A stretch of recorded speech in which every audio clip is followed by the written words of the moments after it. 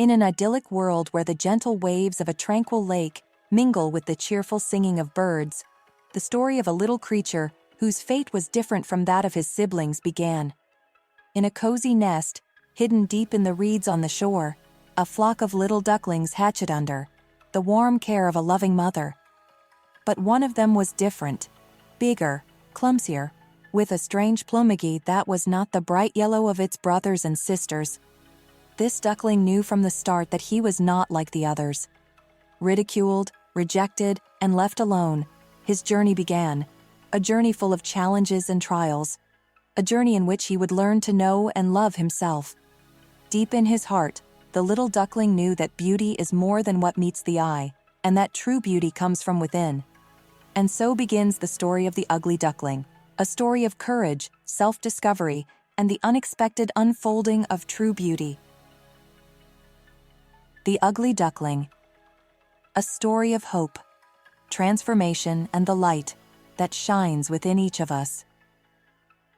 A Fairy Tale by Hans Christian Andersen. It was lovely summer weather in the country, and the golden corn, the green oats, and the haystacks piled up, the meadows looked beautiful. The stork, walking about on his long red legs, chattered in the Egyptian language, which he had learnt from his mother. The cornfields and meadows were surrounded by large forests, in the midst of which were deep pools. It was, indeed, delightful to walk about in the country. In a sunny spot stood a pleasant old farmhouse close by a deep river, and from the house down to the waterside grew great burdock leaves, so high that under the tallest of them a little child could stand upright. The spot was as wild as the center of a thick wood. In this snug retreat sat a duck on her nest, watching for her young brood to hatch. She was beginning to get tired of her task, for the little ones were a long time coming out of their shells, and she seldom had any visitors.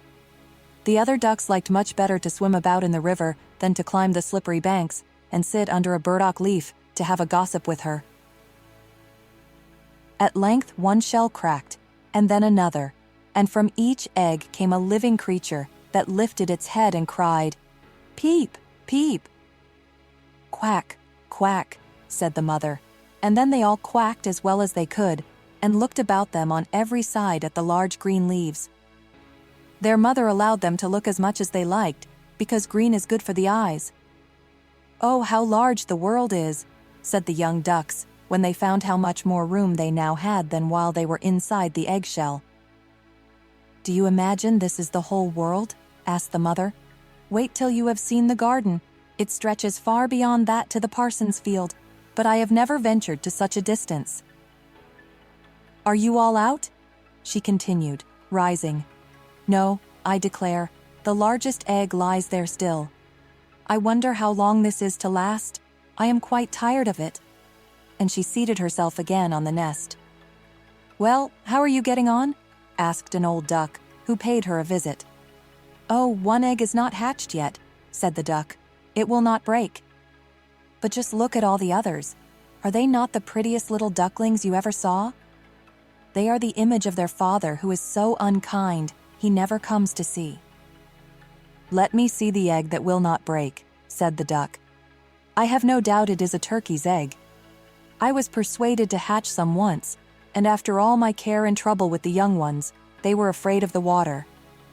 I quacked and clucked, but all to no purpose. I could not get them to venture in. Let me look at the egg. Yes, that is a turkey's egg. Take my advice, leave it where it is, and teach the other children to swim." "I think I will sit on it a little while longer," said the duck. "As I have sat so long already, a few days will be nothing." "Please yourself," said the old duck, and she went away. At last the large egg broke, and a young one crept forth crying, "Peep, peep!" It was very large and ugly. The duck stared at it and exclaimed, "It is very large, and not at all like the others. I wonder if it really is a turkey. We shall soon find it out, however, when we go to the water. It must go in, if I have to push it myself." On the next day the weather was delightful, and the sun shone brightly on the green burdock leaves, so the mother duck took her young brood down to the water and jumped in with a splash. "Quack, quack," cried she, and one after another the little ducklings jumped in.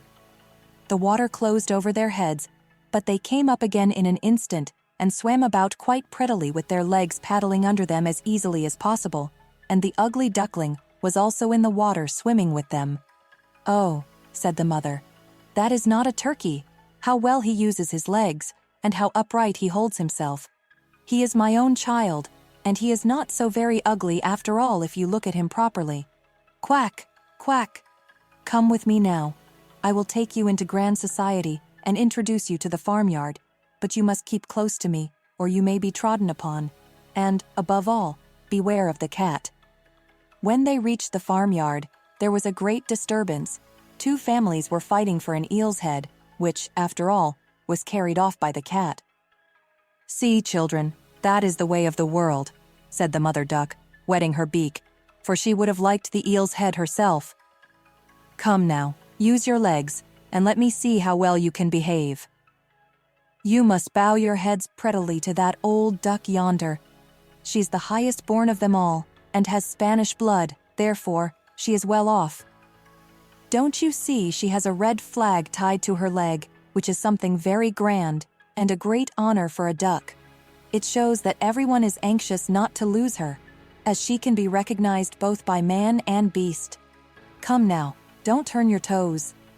A well-bred duckling spreads his feet wide apart, just like his father and mother, in this way. Now bend your neck and say, "Quack."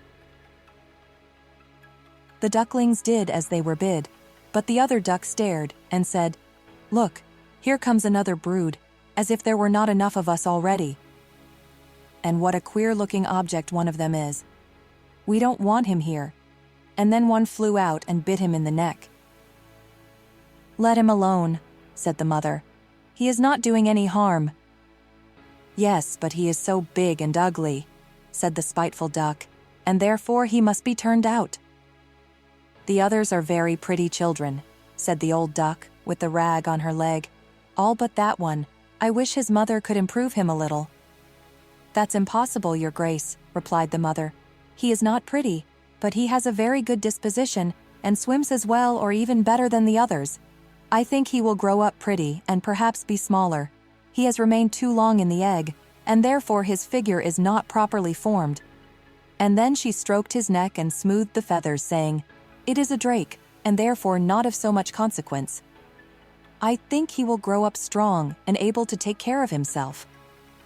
"The other ducklings are graceful enough," said the old duck.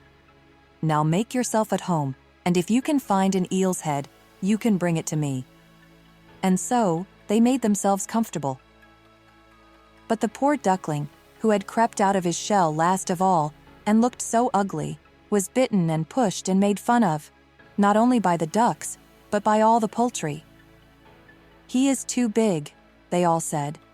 And the turkey cock, who had been born into the world with spurs, and fancied himself really an emperor, puffed himself out like a vessel in full sail, and flew at the duckling, and became quite red in the head with passion, so that the poor little thing did not know where to go, and was quite miserable, because he was so ugly and laughed at by the whole farmyard.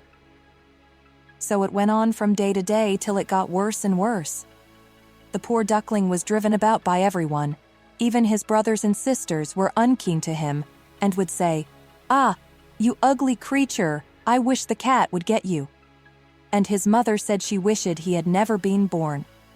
The ducks peck at him, the chickens beat him, and the girl who fed the poultry kicked at him with her feet. So at last he ran away, frightening the little birds in the hedge as he flew over the palings. "They are afraid of me because I am ugly," he said. So he closed his eyes and flew still farther until he came out on a large moor inhabited by wild ducks. Here he remained the whole night, feeling very tired and sorrowful. In the morning, when the wild ducks rose in the air, they stared at their new comrade. "What sort of a duck are you?" they all said, coming round him. He bowed to them, and was as polite as he could be, but he did not reply to their question. "You are exceedingly ugly," said the wild ducks, "but that will not matter if you do not want to marry one of our family." Poor thing. He had no thoughts of marriage. All he wanted was permission to lie among the rushes and drink some of the water on the moor. After he had been on the moor 2 days, there came 2 wild geese, or rather goslings, for they had not been out of the egg long and were very saucy. "Listen, friend," said one of them to the duckling, "you are so ugly that we like you very well. Will you go with us and become a bird of passage? Not far from here is another moor, in which there are some pretty wild geese, all unmarried. It is a chance for you to get a wife. You may be lucky, ugly as you are." Puff, puff, sounded in the air, and the 2 wild geese fell dead among the rushes, and the water was tinged with blood. Puff, puff, echoed far and wide in the distance, and whole flocks of wild geese rose up from the rushes. The sound continued from every direction, for the sportsmen surrounded the moor, and some were even seated on branches of trees, overlooking the rushes. The blue smoke from the guns rose like clouds over the dark trees, and as it floated away across the water, a number of sporting dogs bounded in among the rushes, which bent beneath them wherever they went. How they terrified the poor duckling! He turned away his head to hide it under his wing, and at the same moment a large, terrible dog passed quite near him. His jaws were open, his tongue hung from his mouth, and his eyes glared fearfully. He thrust his nose close to the duckling, showing his sharp teeth, and then, splash, splash! He went into the water without touching him. "Oh," sighed the duckling, "how thankful I am for being so ugly. Even a dog will not bite me." And so he lay quite still, while the shot rattled through the rushes, and gun after gun was fired over him. It was late in the day before all became quiet, but even then the poor young thing did not dare to move. He waited quietly for several hours, and then, after looking carefully around him, hastened away from the moor as fast as he could. He ran over field and meadow till a storm arose, and he could hardly struggle against it. Towards evening, he reached a poor little cottage that seemed ready to fall, and only remained standing because it could not decide on which side to fall first. The storm continued so violent that the duckling could go no farther. He sat down by the cottage, and then he noticed that the door was not quite closed in consequence of one of the hinges having given way. There was therefore a narrow opening near the bottom, large enough for him to slip through, which he did very quietly, and got a shelter for the night. A woman, a tomcat, and a hen lived in this cottage. The tomcat, whom the mistress called "my little son," was a great favorite. He could raise his back and purr, and could even throw out sparks from his fur if it were stroked the wrong way. The hen had very short legs, so she was called Chickie Short Legs. She laid good eggs, and her mistress loved her as if she had been her own child. In the morning, the strange visitor was discovered, and the tomcat began to purr, and the hen to cluck. "What is that noise about?" said the old woman, looking round the room, but her sight was not very good. Therefore, when she saw the duckling, she thought it must be a fat duck that had strayed from home. "Oh, what a prize!" she exclaimed. "I hope it is not a drake, for then I shall have some duck's eggs. I must wait and see." So the duckling was allowed to remain on trial for 3 weeks, but there were no eggs. Now the tomcat was the master of the house, and the hen was mistress, and they always said, "we and the world," for they believed themselves to be half the world, and the better half too. The duckling thought that others might hold a different opinion on the subject, but the hen would not listen to such doubts. "Can you lay eggs?" she asked. "No." "Then have the goodness to hold your tongue." "Can you raise your back or purr or throw out sparks?" said the tomcat. "No." "Then you have no right to express an opinion when sensible people are speaking." So the duckling sat in a corner, feeling very low-spirited, till the sunshine and the fresh air came into the room through the open door, and then he began to feel such a great longing for a swim on the water that he could not help telling the hen. "What an absurd idea," said the hen. "You have nothing else to do, therefore you have foolish fancies. If you could purr or lay eggs, they would pass away. "But it is so delightful to swim about on the water," said the duckling, "and so refreshing to feel it close over your head while you dive down to the bottom." "Delightful indeed," said the hen. "Why, you must be crazy. Ask the cat. He is the cleverest animal I know. Ask him how he would like to swim about on the water or to dive under it, for I will not speak of my own opinion. Ask our mistress, the old woman. There is no one in the world more clever than she is. Do you think she would like to swim or to let the water close over her head?" "You don't understand me," said the duckling. "We don't understand you? Who can understand you, I wonder? Do you consider yourself more clever than the cat or the old woman?" "I will say nothing of myself." "Don't imagine such nonsense, child, and thank your good fortune that you have been received here. Are you not in a warm room and in society from which you may learn something? But you are a chatterer, and your company is not very agreeable.